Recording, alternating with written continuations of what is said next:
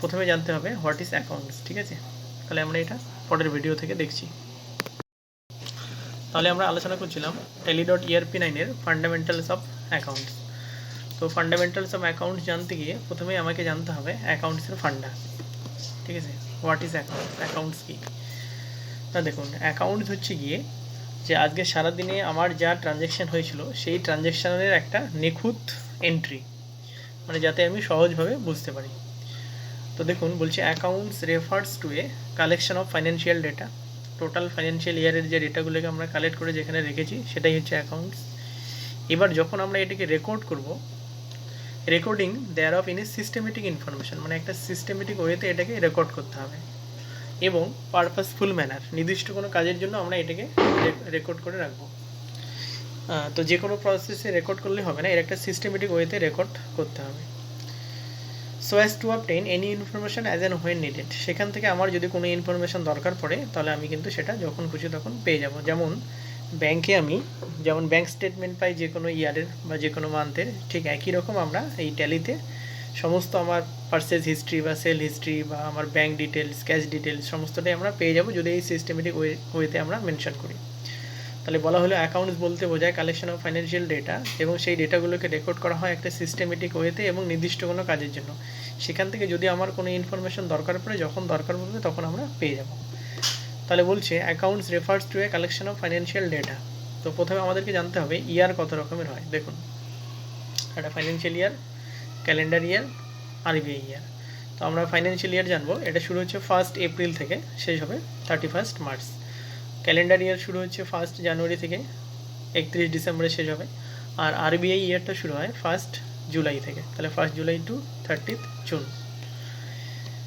আচ্ছা, এরপরে আমরা জানবো অ্যাকাউন্টসের সাথে কী কী জড়িত রয়েছে, মানে অ্যাকাউন্টসের ইউনিফর্ম কী। যেমন অ্যাজ এ স্টুডেন্ট আমার কাছে হয়তো ব্যাগ থাকবে, ইউনিফর্ম থাকবে, আই কার্ড থাকবে। তো অ্যাকাউন্টসের সাথে কী কী থাকে। তো অ্যাকাউন্টসের সাথে প্রথমেই আমরা জানবো অ্যাকাউন্টস মানে যেখানে ক্যাপিটাল থাকবে, মানে মূলধন, অ্যাসেট থাকবে, দেনা থাকবে, পারচেজ থাকবে, সেল থাকবে।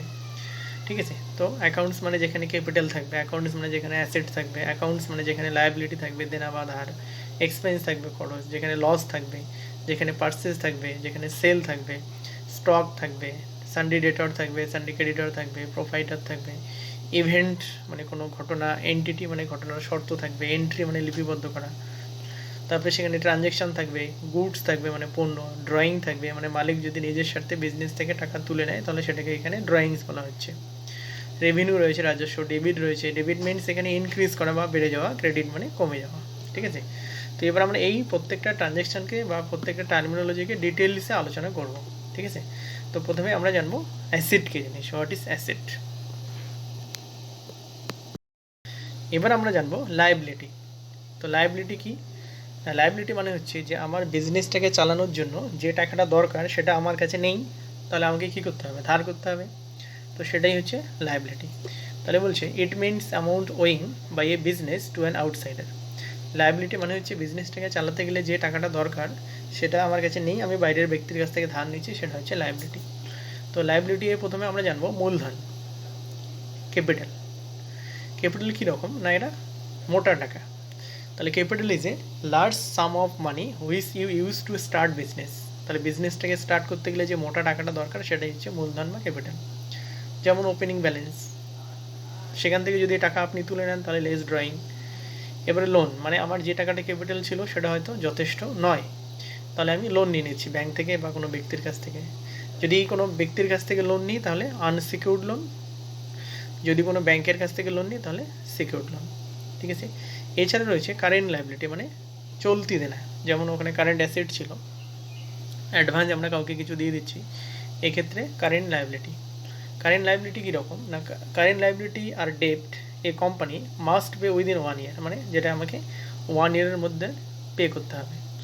যেমন হতে পারে আউটস্ট্যান্ডিং এক্সপেন্স, মানে আমার যত রকমের বকেয়া খরচ আছে সেগুলো আমাকে পে করতে হবে। সানডি ক্রেডিটর মানে যে আমার কাছ থেকে টাকা পাবে তাকে দিতে হবে, মানে আমার মহাজন, বিল পে করতে হবে। অ্যাডভান্স কারোর কাছ থেকে কিছু নিয়ে রেখেছি মানে প্রি রিসিভ করে রেখেছি, তাহলে সেটা পে করতে হবে, বা যে ট্যাক্সটা পে করতে বাকি আছে। তাহলে এই হচ্ছে লায়াবিলিটি। তাহলে আমরা কি দেখলাম, অ্যাসেট দেখলাম আর এই হচ্ছে লায়াবিলিটি। ঠিক আছে, দুটো টপিক হলো।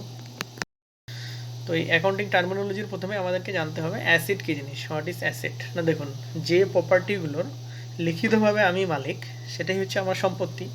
তো দেখুন সেটাই লেখা আছে, wealth and property use in business purpose আর কালেকটিভলি নোন অ্যাজ অ্যাসেট। এমন নয় যে কোনো একটা সম্পত্তি আমি দখল করে আছি যেটাকে আমি সেল করতে পারবো না, যেমন বেসিক্যালি ভেস্টের জায়গা হয়, যে জায়গাটা আমি আমার কাছে কাগজ নেই বলে আমি ওটাকে বিক্রি করতে পারবো না, মানে আমার নামে খতিয়ান হয়নি। এবার টাইপ অফ অ্যাসেট। অ্যাসেট দেখুন কত রকমের হয় না, প্রথমে জানবো ফিক্সড অ্যাসেট, কারেন্ট অ্যাসেট এবং ইনভেস্টমেন্ট, তারপরে রয়েছে ট্যাঞ্জিবল অ্যাসেট এবং ইনট্যাঞ্জিবল অ্যাসেট।